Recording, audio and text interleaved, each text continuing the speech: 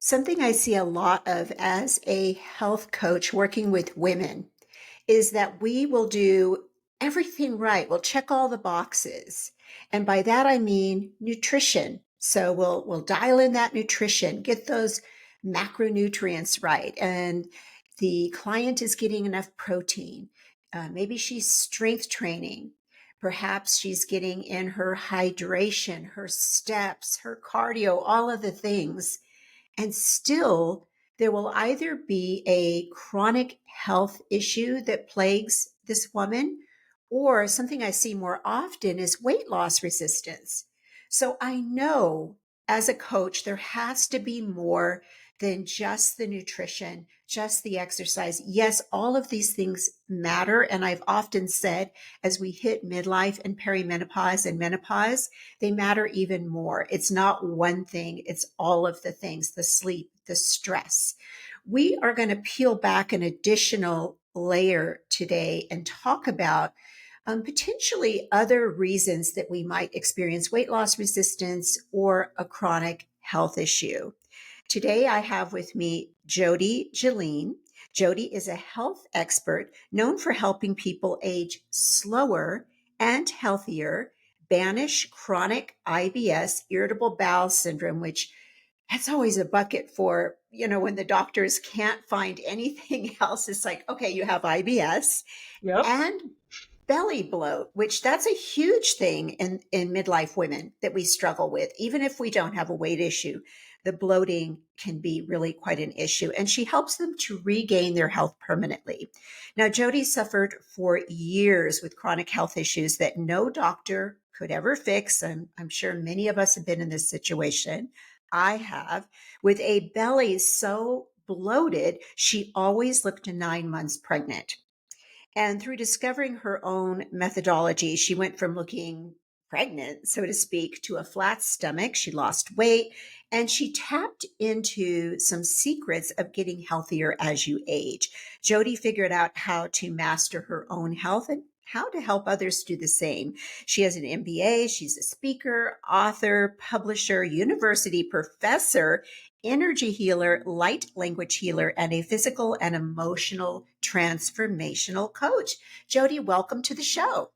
Thank you, Carol. Yeah, I love that intro. Thank you. You covered it I all. know a long intro there, but I had to frame this because we were talking a little bit off camera about the weight loss resistance. And I wish, as a health coach, it would be far easier if I could just plug and play and go, here's the nutrition and here's the exercise.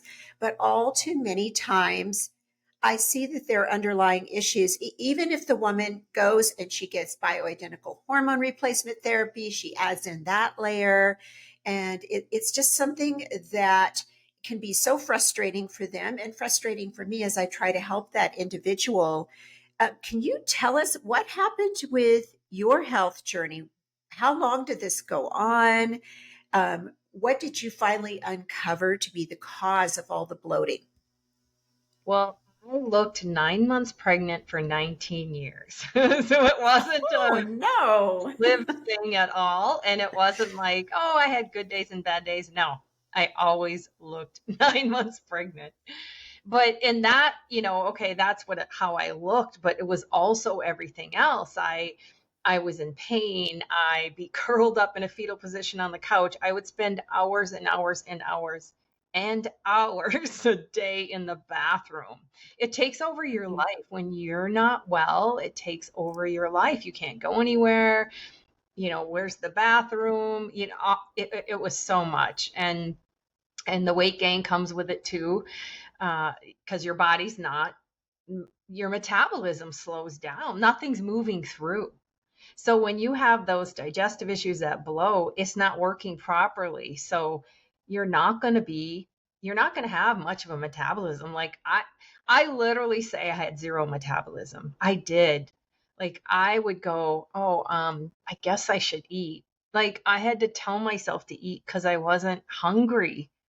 Yet I hadn't eaten. It's strange, but that's what happens. There's so much in your colon that there's no room for food. so to speak. Wow. Yeah.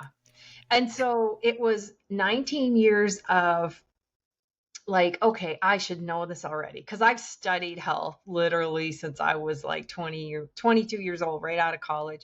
Health and self development. I actually got into the self development because I was trying to heal my trauma and abuse as a child. And so those have always been my two passions. And so it's like, that's why I was so frustrated. I should know how to heal this. And I had gone to a doctor, a couple of them, and one of them said to me, like, there's no such thing as flora.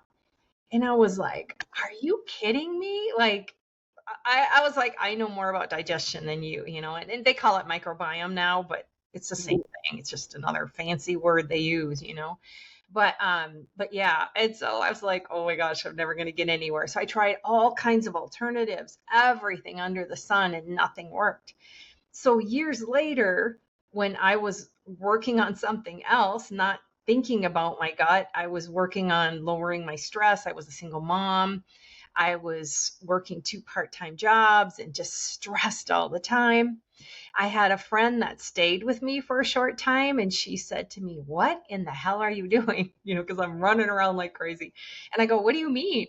And she goes, "You're running around and you're getting no sleep." And she goes, "You're going to kill yourself." And she goes, "You need to slow down." I said, "Are you nuts? I can't slow down. I'm a single mom. I'm like, I have to pay rent and, all the story I had, like why I couldn't slow down. Because I felt if I slowed down, nothing would get done because this is how we're programmed to think. And it couldn't be further from the truth that, like that is, I say now, slow down to speed up because, that, and we can talk about that later, but it was like I had to I had to start slowing down. I did something that I now call my step away method, which was really my first instrumental way to just start calming my body. But it was like all this all this trauma and stuff from the past, and I had done all kinds of work with this, and I had like reduced a lot of shame that I felt, which is really big when you've gone through abuse. And even if you haven't, a lot of people feel that, trauma's trauma, whether it's a big trauma or a small trauma, it's trauma to you and it stays in your body. But so I was working on, healing all that and self love and all of this. Suddenly my stomach got flat and I was like, what? And it, like this light bulb went off. I'm like, oh my God, my body has been speaking to me this whole time and I didn't know it. I didn't know there was deeper emotional healing to do. And when I had done that for something else, my body healed. Did you feel that maybe the trauma was suppressed? It was in the background, and then you were just running and going, and that was the underlying issue? Yes, yes, some of it because I mean, like I said, I had done a lot of the work, working through shame. I took classes, gone to a couple therapists, didn't really get too far with that. And then just, yeah, I mean, yeah, just another deeper level, not realizing how much I didn't love myself. And I literally, like one day, I took, so, well, if I tell you the story, this will make more sense. So Okay. I ended up went through a divorce and I had issues with men my whole life. I was abused by men as a child. So this is my big, I don't want to say lesson because it was just my journey in this lifetime was with men and overcoming that.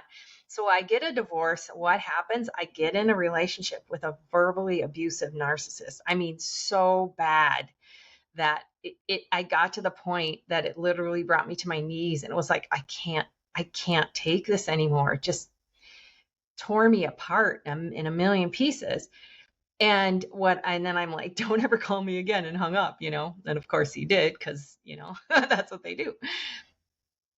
But looking back now, I can see that, oh, You didn't go deep with your men stuff. And so this happened for me to really wake up. And I said, never again will I let a man abuse me. Never. And I'll tell you now, a man like that would never show up in my space. Like, I do not resonate on that level because I healed it. But I believe that was there to show me, like, you got to go deeper. There's deeper work here. And so then I had to admit to myself, like, oh, I think I'm damaged goods. I don't love myself. Like, this is not, you're not consciously thinking this as you're out in the world, but it's running you subconsciously. And that subtle energy that holds you back. And if people realize how much those subtle energies pull on you, it, it's everything, like that has to be healed, or you're going to keep getting the same results. I agree because we do hold trauma in the body. The first time I became aware of this, it was many, many years ago. And I had just started to work with women in the personal training space. I was a personal trainer and I had a client and I was coaching her actually for a bodybuilding show because that's what I was doing at the time.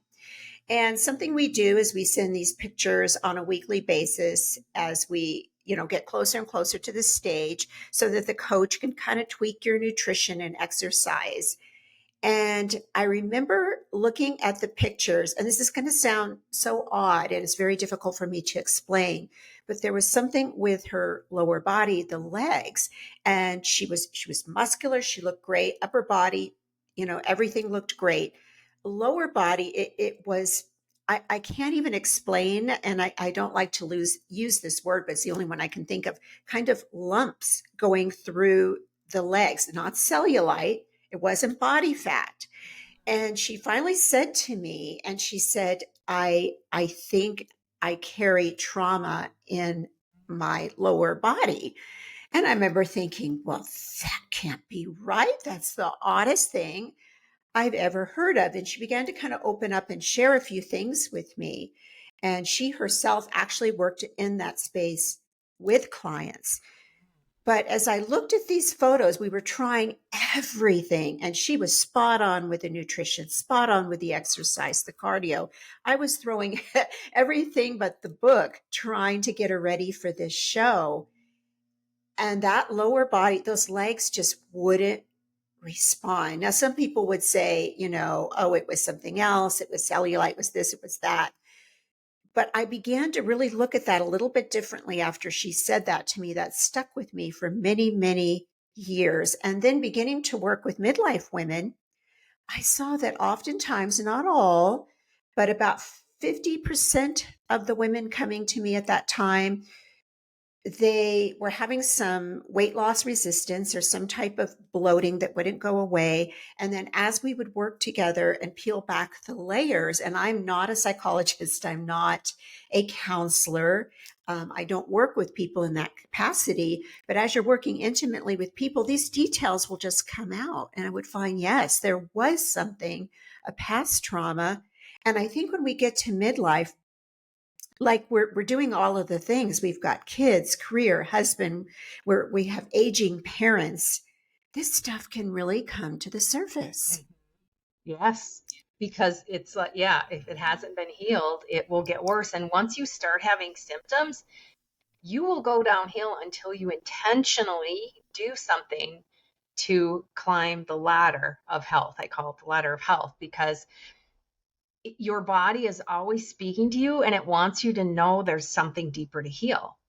And if you're not addressing it, and maybe you're covering it up with a prescription drug, yes, it's going to give you temporary relief, but you're not healing. That's never going to heal your body. So it will either get worse or it'll show up in another area to get your attention. It's always, your body is not against you.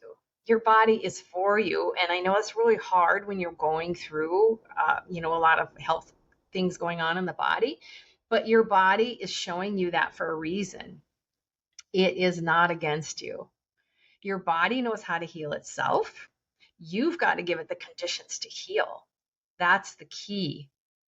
And so releasing the trauma, and I'll tell you, so the lower body, okay, so during all this abuse, because I was with him for 3 years, it's crazy. So it's a lot of abuse to take in the body. I got to the point that my upper torso and my lower torso twisted. And it twisted to the point that my body weight, like my upper torso was the distribution of my weight was kind of on my knee area, like my right knee mostly. And it was so much weight on that knee. Not that I was, heavy, huge, but I'm just talking, it's not natural for the majority of your body to be kind of on the inner part of your knee, that I couldn't walk well because I was in so much pain because of the distribution of my weight, because of the twisting. It was insane. And that lasted a long time, where I would kind of limp as I walk. It hurts so much. So your body, that was my body. It was like I was twisted from, whatever going on. So my body twists. I mean, your body always tells you. It always tells. Well, we have these powerful hormonal responses in place. So if you think of just cortisol alone and that cascade that happens, so cortisol, the fight or flight hormone, which I don't even like saying that, is so simplified because it does so much more than that, hooked up with our circadian rhythms, our sleep, our energy levels, so much. But we release that cortisol, the blood sugar spikes up, which makes sense because that's preparing us to take some type of action because of a threat.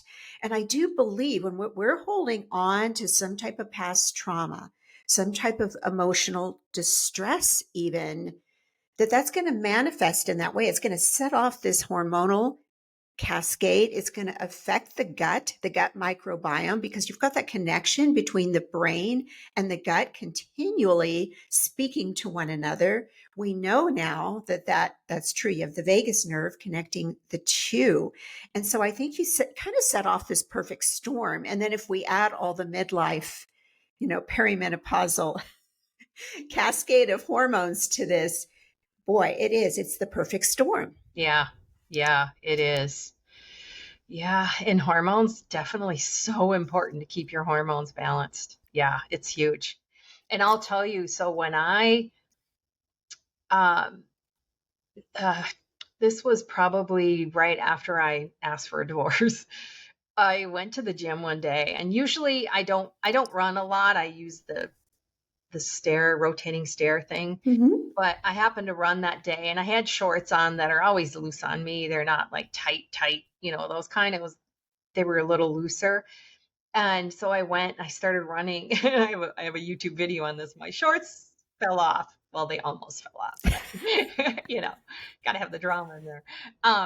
But yeah, so I start running, and all of a sudden they started to just like, whoa. And I realized that I had dropped some weight without even doing anything. I think it was like just the years of stress from being in that relationship. It's like my body just was able to release weight, like, because you hold on to that and your body is protecting you when it's holding weight. A lot of people that are overweight have had sexual abuse as a child because they're trying to protect themselves. This is not conscious to you. This is subconscious. Your body's always trying to bring you back to safety, and it wants you to be safe. And so that's why sometimes it's hard to do things in our life. Like, it's hard to do things because our body is saying no, no, no, or your mind is saying no. Your body, well, body and mind saying no, but it's just a protection. So, Yes, that's so powerful. Our mind, I always say this to ladies, our brains don't care what we look like in a bikini or, that pair of shorts. Our brains are here to protect us and keep us alive. And you talked about that protective mechanism that we do unconsciously. And I have seen this where the weight is a protection mechanism. And not often, that's probably too big a word here, but I have seen where I've needed to refer out a client they need to work on some of these aspects of trauma before they can even get to the food, the exercise, the steps. It's like this thing is in the way. And I will often refer somebody to get some type of therapy, whatever that looks like. And it can look different. Different things work with different people. Some people get absolutely no results with talk therapy. Others find like, wow, I can process this thing and move on. So I do feel it's very individual. What method for you has worked as far as addressing the trauma? Was you mentioned that you had talked to a therapist and that really didn't do much for you? No, no. Well, I learned it's I started to learn things kind of intuitively, and then I was being guided by somebody to do different things, but and I healed. And now I've gone way deeper than even what I healed with back then, where I work more in the body. Not that it wasn't working in the body, but it's like helping people to release, figuring out where it is in your body, what your body's telling you, and release it from the body. Now, when I did the, lowering stress and all of that and self-love, that helped it release also. But then there's more, there's deeper stuff in there for people that I can help them to release that out of the body. It's the work that we do together back and forth. And what does that look like? Do you work primarily with women or do you have male clients too? I've had male clients. I work mostly with women, but I have had male clients. Yeah. So let's say a woman comes to you and you're going to do this type of work together. What would that look like? Yeah. So it would depend. Now, right now, like I have somebody that I'm working with, she's actually a naturopath and a pharmacist, and she's having all kinds of issues in the body. And so it's like we learn that, like there's something missing, or we're so disconnected. We're so disconnected. We're in our brains. We're in our heads, we're in our minds, and we're trying to figure out what's wrong with me, what's wrong with. For one thing, there's nothing wrong with you. Your body is just, again, holding on to something to keep itself safe. So it's like starting to pay attention to the body. And I have something called my step away method. And if anybody's interested, I can share that later. But it's like the body it has pain. And so what I do is we figure out, okay, where is that pain? Say you have an emotion. So you figure out where that emotion is sitting in the body. Where is that pain in there? And then we do, and it's too, I don't want to say it on here because it's not going to make sense to people. But what we do is we work on that and release it first, and then look at the body wisdom, because the body always has the wisdom. The body knows. And so it's really getting yourself connected in there, which is a process. It's not like you do this one thing and then it's gone. So there's like layers to it. So as we go through this and figure out what it is that the body is saying, that's when you can release that layer of it. And then you release another layer and another layer. And pretty soon the body starts to heal. It will feel safe. It's all about feeling safe. So it's worked for the body to feel safe, that it can release it. No, that makes perfect sense. It really does. And the layers make sense to me because I know from my own experience, I have worked with a therapist now for years, and the way that came about was being in my early 50s, and all of a sudden, autoimmune diagnosis, or at least it seemed all of a sudden to me. I look back and realize, no, it built up for many, many years. So there was that. I injured my back. So it's been over 8 years ago. And all of a sudden, I just knew. it was just on me. I'm like, there's something deeper here. So I started to speak with a therapist. And I remember as we would talk, she would say, okay, let's stop. She would check in with me, scale of, 0 to 5. How are you feeling? And then she would ask, where are you feeling it at? Which was such an interesting question to me at the time, because sometimes it was in my throat, sometimes it was in my chest, sometimes it was in my stomach, or my gut, so to speak. And another thing that I would notice is like a breath holding. So I realized for a good part of my life, I would walk around holding my breath for, for no good reason. And I noticed this first in yoga. It's like, why am I doing these poses with my breath held? Or I would be working out at the gym, or something would stress me out. And I realized I am not even taking full deep breaths. So it is going to manifest Mhm. in some physical way, like you said, to get our attention. Yes. And and I know a lot of people listening too. It's like I held my breath also. But then and then I had to retrain myself. This was years before I even was working on that other healing stuff. All of a sudden I realized, oh my God, I'm holding my breath. So every time I take my dog for a walk, I would take 10 deep breaths to start reprogramming myself to take deep breaths. And it took a while because I wasn't, I would just do it every time I took the dog out. But it's like you're reprogramming, and then pretty soon you're breathing normal. But when I was young, I used to hold my breath so I wouldn't cry. So you stuff, right? You stuff your feelings down. This is what happens. That's why I say it doesn't matter what kind of trauma you had. It's trauma to you.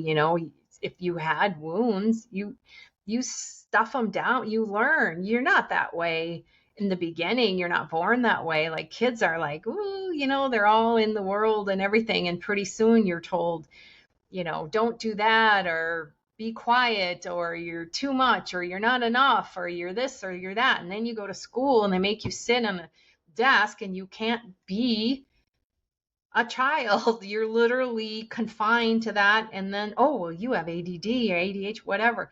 No, you're a kid and you want to move. I mean, seriously, Right. just, some people may not agree, but this is how I see it.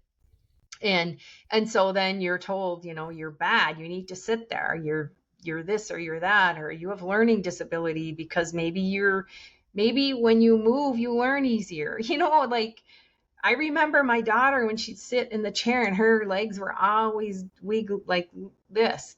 They need to move. It's just natural for them. And then we as adults, we sit and we're not moving. And that's one thing actually I didn't say earlier about releasing out of the body. It's movement. It's movement. You've got it. That energy needs to move. That's a huge piece of it because it's stagnant and constricted in the body.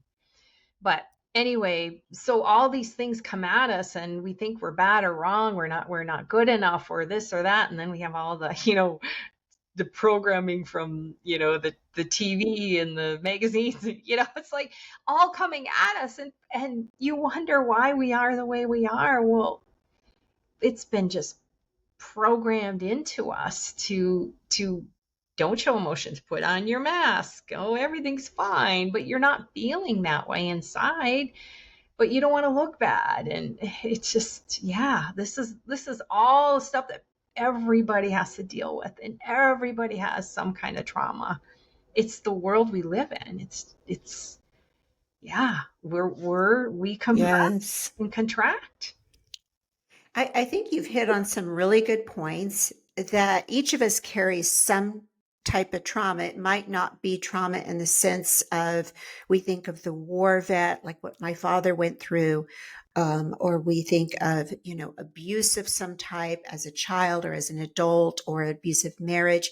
But, there's a lot of what I call kind of micro traumas that people experience within their life. And this is, of course, going to be very individual. What bothers me might not bother you at all. And some of us are a little bit more. I think I was always told I was sensitive. You're overly sensitive. I was always told that. And I think, then you think, what's wrong with me? yeah, what's wrong with me? I would be so offended by that. Well, I'd want to say, well, you're not sensitive at all. What's your problem? Yeah, right. But so I think that's important to say the movement, I could not agree more. I remember my middle child, she had some delays with speaking, with walking, all of that. And in her therapy, they did it with movement. So there were all kinds of balls and those big, fitness balls that people use to do sit ups and whatnot, bouncy balls, trampolines. They addressed her speech with movement, and they addressed her she had a problem with the walking, with let's get your body moving, which really seemed to work. So I think there's that aspect too, this idea that we're going to be emotionally and physically healthy and not move. Those two things, they don't go together. Mhm. Yeah. Yeah. Movement, movement, movement. And we sit all day. We do. I'm doing it right now. Yeah. But something I do every day is I walk, and I walk quite a long distance, and I'll have usually some type of podcast that I'm listening to. I cannot tell you what that does for my mental well-being, especially after spinal surgery. It's been a lifesaver, Yeah. and so much feels released as I'm walking and moving. And sometimes it's just like a moving meditation. I've done yoga like that, where I come out feeling like it was a moving meditation, and you just release so much. So I do feel that's a key piece there is we can't tap into things by just being completely still. Yeah. And so I want to speak into the you're sensitive, because I had that in a kind of a little different way. But yeah, so it's like almost saying, gee, you can't feel, you shouldn't be feeling, like you just have to take it, whatever it is. I mean, that's really kind of what they're saying, bottom line. Don't feel, just move on, push through. And that's the problem, is we have learned to push through, push through, push through. And us women too, it's like, we're in a man's world, so to speak, like Mm-hmm. we really, to be successful, and so we take on that masculine role where we've got to just push our way through, which isn't natural to us. And that's why the body reacts too. Like, instead of being in a flow, we're more flowing as a feminine, the flow. But we can't flow because we got to get it done, and yeah, it's unnatural. It's just not natural to us. And it takes something to learn how to be in that flow. And that's part of the, working with the body too, is getting it to flow. Start to like learn your intuition, what your body's really saying to you. And you probably do this work with your clients, like, with what they want to eat, just go with, what do you feel like eating? Well, that's your body telling you right now in that moment. Mm. So do you work with individuals with their nutrition? Are you working solely from the space of the emotional and the past trauma? Yeah, I mean, I do both, but mostly I work with the trauma. That's always the biggest piece. Mm. Yeah. I think it's interesting to note we hear the word triggers, and for some people, they've not had what you would call significant adverse childhood experiences. The ACE is something they've used to measure that, or they don't really have anything in their past that they would call abuse, or like a car accident or some type of trauma like that, and they might not understand what triggers are, but I do believe that we all have them at some level. And I know for me, that was a huge one in my journey, is recognizing the triggers, which then takes away some of the power of that trigger. So by trigger, I'm referring to suddenly I'll see a building, a place, a sight, a smell, a sound, something someone said, and boy, it'll just take you back to a place you really don't want to go, Yep. and maybe even take you back to something you thought, well, I already resolved that, but then there it is. Yeah. Have you found that to be true too, that addressing these triggers, recognizing that they happen so that people can be proactive, might not be the best word, but anticipate that this will happen and then have something in their toolbox to deal with that? Yeah. And I feel triggers are something in you, not like, say somebody said something And yes, they said something, but there's something in you that got annoyed or angry or whatever that trigger makes you feel. And it's like, if somebody said to me, you're uh you look like a sumo wrestler, like, I wouldn't get triggered because I know it's not true.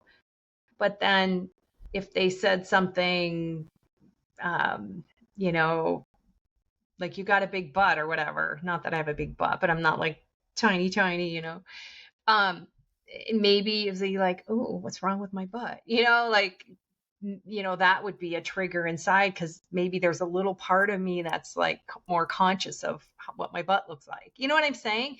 So my point is, like, when you get triggered, it's something in you that needs to be healed. It's not somebody else. Yes, they said that, maybe they were mean, but if it triggers you, there's a wound in there. So, and that could be a wound.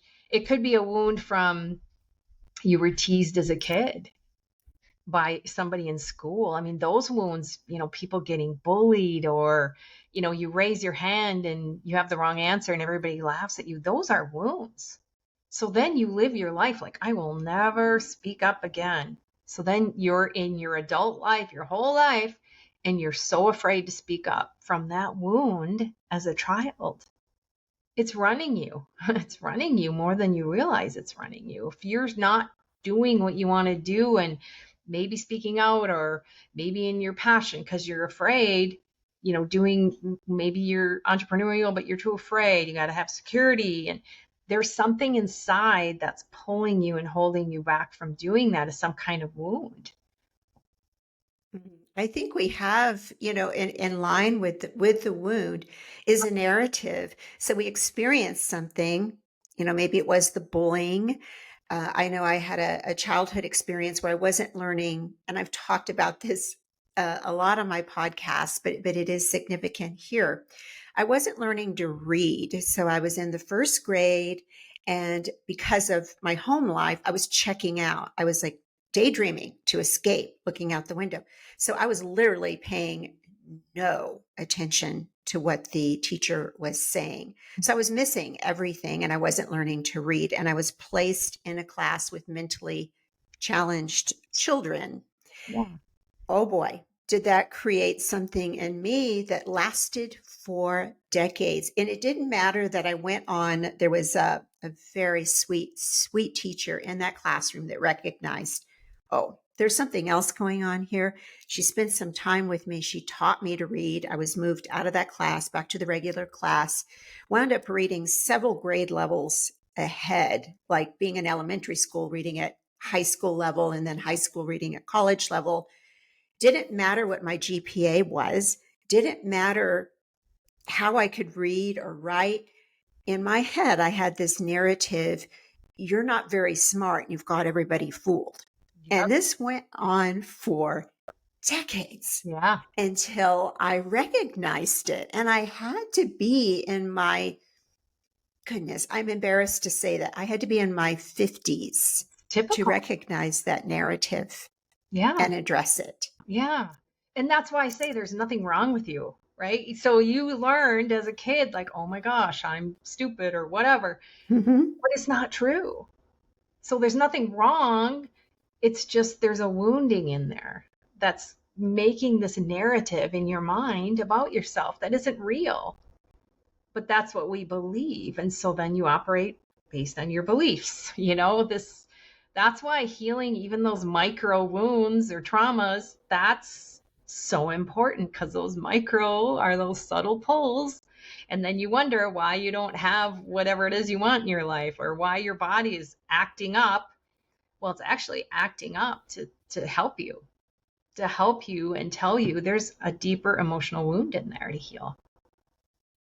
And that's so important on many levels. But for me, it was important in the sense I wouldn't do things I wanted to do. So there would be something I wanted that I really wanted to do, like write a book, which I eventually did, become a public speaker, which I eventually did, even though I was scared to death of public speaking.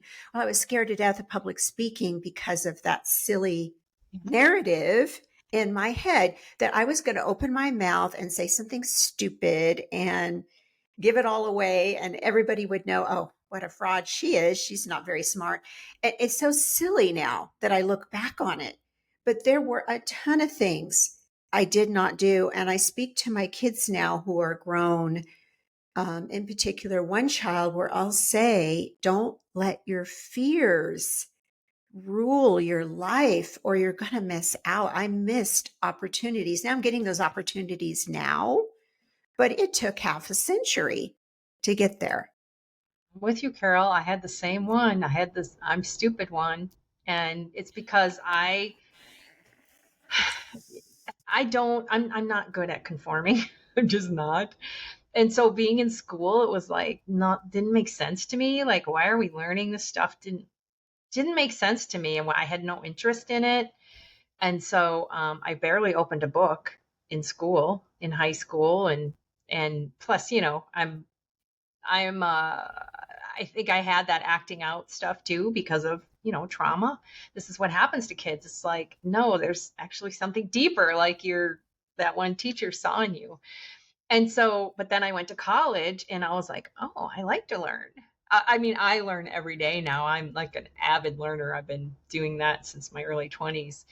But it was stuff that I want to learn. It's not something that's thrown at me and, okay, now you got to take a test. And that means you're either smart or you're not smart if you can take a test and regurgitate what you learn. It doesn't make sense to me. So, but if I'm learning what I like to learn, I'm like, it just stays, because that's my interest. So you probably can tell I was a homeschooler because I'm not. I am. My daughter's 26 now, but yeah, I homeschooled. But yeah, and so oh yeah, so then I got a bachelor's degree, and then I still had this story that I was stupid because I wasn't good at taking tests, and then I got my master's degree just to prove I wasn't stupid. I mean, yeah. So that's just, I didn't get it because I'm trying to, get it. I mean, of course, it's going to help when you're in the corporate world, which I was at that time, but it was to prove I wasn't stupid, even though that story still played out a little. But yeah, the voice thing, that's been one of my hardest. And here we are, I'm with you. Like, here I am now out here. And yeah, sometimes it'll be like, oh, they don't want to hear that, or they don't, even just saying, hey, I'm a homeschooler. Hey, I'm doing this. Well, now it's acceptable. But when I first knew that I was going to homeschool, like, you were looked at like you were insane, like, yeah, what's wrong with you? Now it's very, very common, but back then it wasn't. So I'm very out of the box. I'm very all natural and I'm very out of the box. So, but I love it though. Yeah, because if you're in the box, you're doing the same thing over and over and you're getting the same results. It's like, and if you look at our health, oh, don't even get me started with our healthcare system. Healthcare, it's not care. It's like 1 out of 2 people die of heart disease and 1 out of 3 have cancer. How is that health? How is that health? You tell me, how is that health? It's not. And people keep doing the same thing. And it was like, who says the definition of insanity is doing the same thing over and over and expecting different results. It's not working. You've got to do something different if you want to take your health back. And you have way more control over your health than you have any idea. Way more control. Like, seriously, like, yeah, it drives me crazy when I think about what's going on with people and just not getting anywhere with the healthcare system.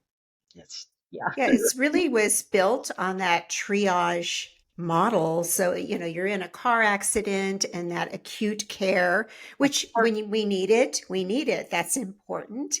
But it's interesting. I don't know if you ever listened to Dr. Peter Attia's podcast. It's one of my favorites. And he talks about, and I'm hoping I'm not getting this wrong, like we had 1.0 medicine right when we were starting to get antibiotics because people would die from infections and whatnot. And then we moved to, the 2.0 model. And now it's time to move to the next. And I think it's the 2.0 to the 3.0. Hopefully I'm not messing that up. But the point is, it's time to shift the narrative.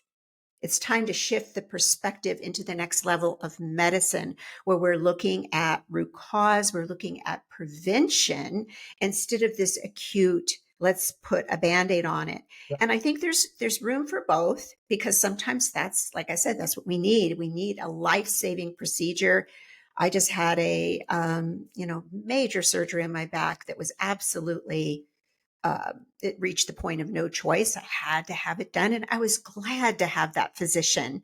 Yeah. But then when we are looking at chronic disease, we're looking at our food supply, our food system, That's, and we're looking at the pharmaceuticals, yeah. we're not in a good position there. We're in a position where, people are getting type 2 diabetes, and instead of addressing the lifestyle factors, we see an advertisement for a medication. I know that's another thing. I could go on about all those topics like, ooh, yeah, yeah, yeah, the food supply and the toxins in there and the GMOs and all the things they're doing to your body too. It's yeah, not good.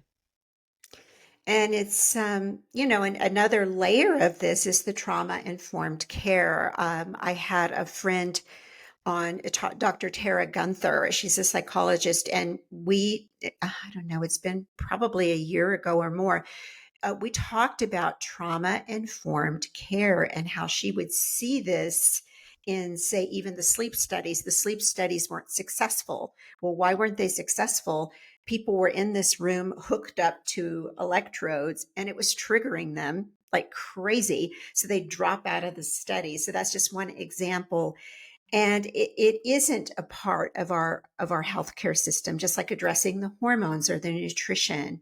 So taking that holistic approach where we're looking at all, we are spiritual beings, we are physical beings, there's emotional, all of that has to be addressed. Yeah, and we are energy. I mean, we're energy. We have a biofield that we're not even told, and that's also part of you. It's actually part of you, your energetic body.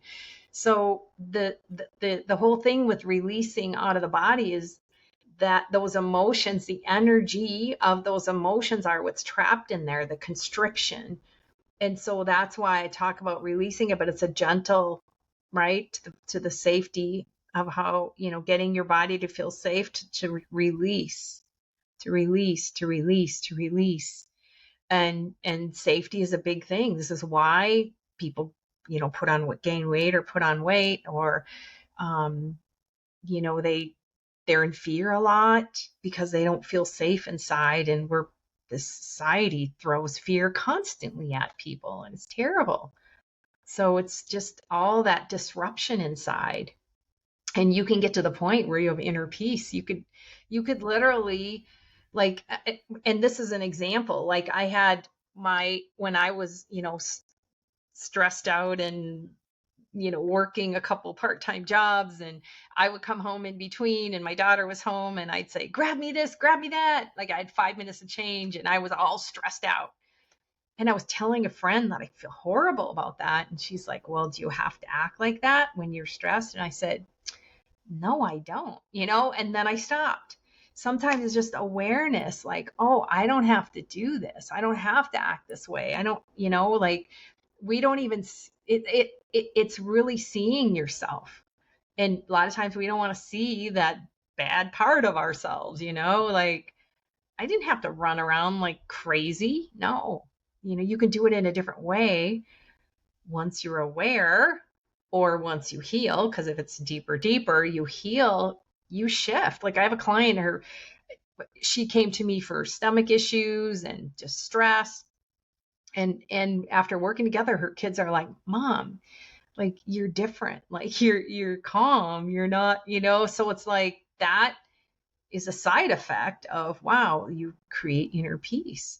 So those things that would have bothered you before don't bother you. It's like, okay, it just is. And did you recognize that need to stop being in turmoil or rushing. I call it rushing because I did a lot of that in my 40s with my kids. I mean, it came up at dinner last night with my son. There was an incident where he remembers it all happened because we were rushing. Yeah. I was teaching elementary school and the kids were all going to the school where I taught, and we were rush, rush, rush, rush, rush out the door. But I didn't recognize it at the time. Did you recognize it in that moment of raising kids, or did that come much later? I knew, well, with my daughter, I'd rush her at times because when I would allow her to go slow, be just too slow. And then we got to the point, and then Yeah. it would be chaos. And it's like, I hated doing it, but I didn't know how else to do it at the time. So yeah, so it is ingrained in us.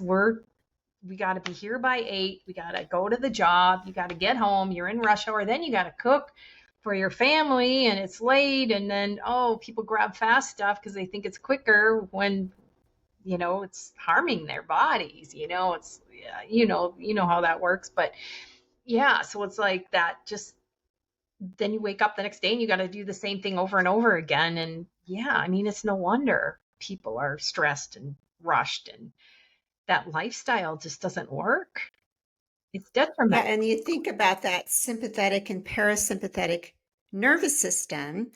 So, parasympathetic, where we're in that calmer place, and sympathetic, where we're kind of geared up, that fight or flight. And both of them serve a purpose. We can't be in one spot all the time. But I think of how many times I ate standing up and I was in that almost a fight or flight mode.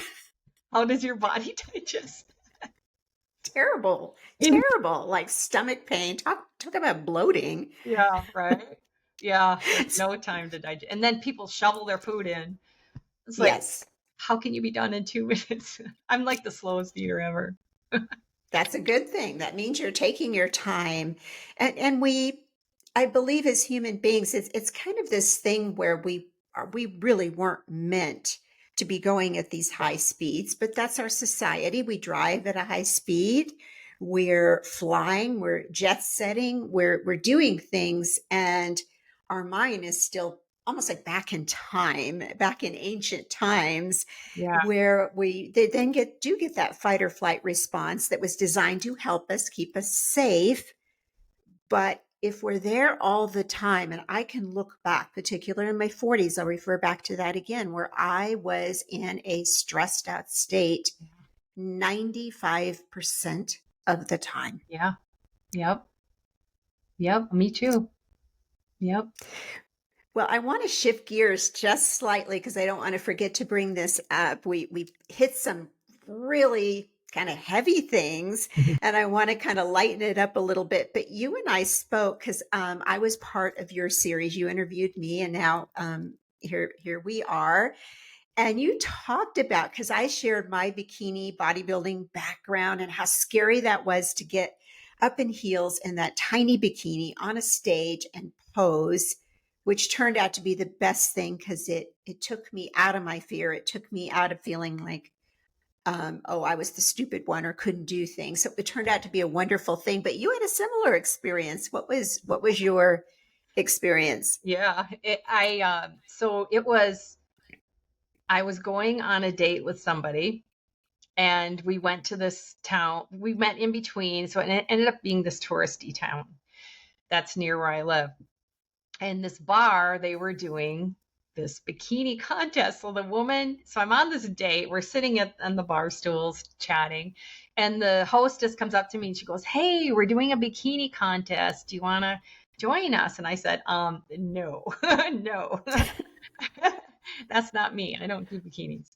And then she's like, comes back a little while later. "Hey, she did her job well. She kept coming back and asking me, and I'm like, no, no, of course the guy wants me to do it.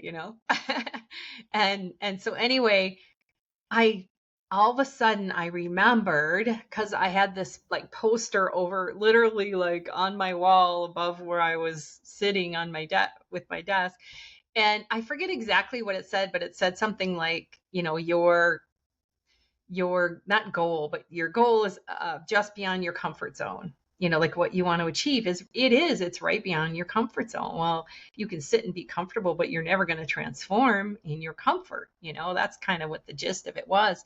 And I was like, oh my God, I'm not like, duh, like this is calling to me that I should do this because I'm in my comfort zone by not doing it. And that's where transformation lives. And I'm all about transformation. So she came back and I'm like, yeah, I'll do it. And so I went and did the bikini contest, and I had a baby, so my stomach isn't, it's a little loose, and that kind of, us moms. And that's the part that I was the most nervous about.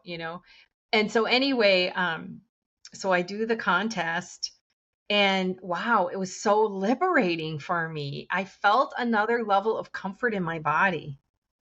You'd think it would be the opposite, but it's not. You have a whole other level of comfort because you're just seen. Maybe that's what it is. You're seen. I don't really know, but what do you think it is when you do that?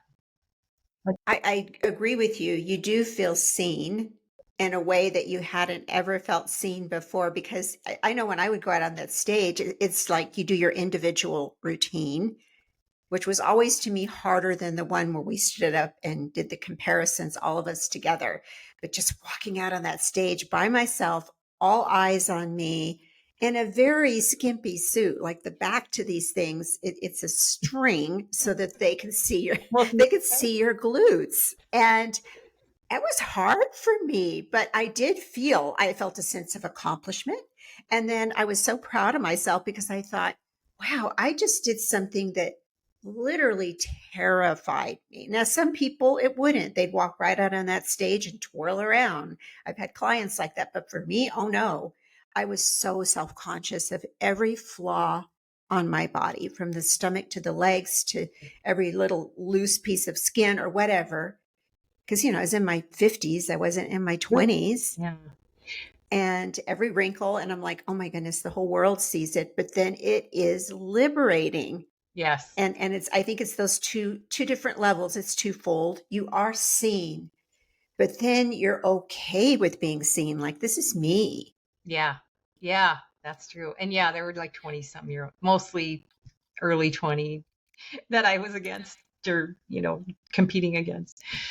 I love that. I love that. I did do a competition like that in San Jose where I had to compete against 20-year-olds, and I was in my early 50s, and I actually did wind up taking first. Yay. And of all of the competitions I've done, that is my fondest memory, because I was like, wow, I did it. I got up there with much younger women, which can be very intimidating. So I love that you shared that, Jodi. I want to be respectful of your time. We've hit on so much. This has been what I would call a rich discussion because there's a lot of layers to it. Was there anything that we didn't touch on that you would like the listeners to know? I think I'd like to reiterate that you have way more control over your health than you know. That is just, and that your body always speaks to you. These are the two biggest messages I want people to get. Your body is for you, not against you. So it's just telling you, just like when you're hungry, your body tells you it's hungry. Oh, I'm hungry. My stomach's growling. I feel that empty feeling. So it's like that is what your body does in all areas. We are not taught this. That's the saddest thing. We're taught that like somebody else is going to take care of us. But no, you've got to take care of yourself. And you can. And you can take back control step by step. You can take back control and you can have amazing health. I have amazing health. I get healthier with age. You never hear that. Never. Nobody ever says that. And I stand in just confidence and knowing like I get healthier with age. I know I do. I've experienced it. So you can too, you know? What an important message for women. Because I am 63, and I remember being raised in a time where you did not question the doctor. Like, that was not okay. And I remember my mom almost treating them like I don't know, they were a Oh, deity in a sense. And yeah, we had great doctors and they were knowledgeable and they knew things that we didn't know. But it never occurred to me to even question or seek a different opinion or do my own research. None of that occurred to me. So that's a really important message for women to take away today. yeah, it's taking your power back. I mean, they're just human beings, with a different profession. Right. They make mistakes like anyone. They're human. They are. They are. And I think too, it gets rid of a victimhood, so to speak, when we take that power back, because we're no longer the victim of things like you were the victim in that relationship, or we have a victimhood from childhood, but we take back that power. Yes. Really good stuff. Really good stuff. Huge. So Jodi, how can the listeners connect with you? So if you're wondering, well, what emotions are affecting my body? I have a quiz that will tell you what emotions are affecting you based on your type, and then what you can do to heal those emotions. And it's a quiz, and it's like takes you 1 minute. It's really quick, and it's at peaceofmyheart.net/quiz. So peaceofmyheart.net/quiz. And you'll probably put it in the show notes, I'm assuming. Yeah. Yes, yes, it will be in the show notes. I love myself a quiz. I don't know, it goes all the way back to my reading Cosmo days, where you took the silly little quizzes. Yeah. I love a Yeah. quiz. So Yeah. I may be taking that Yeah. quiz Yeah. after we get off the camera. So Jodi, thank you so much for being You're here welcome. today. This has been a wonderful discussion and I appreciate you so much. Yeah. Awesome. Thank you. And I'm on Instagram and all that too. So I should have put my last Oh, name on my thing, but it'll be in the show notes. I'll make sure all that's in there so that listeners can follow you and connect with you. And to our listeners, wherever you are in the world, we wish you every blessing. Bye for now. Bye.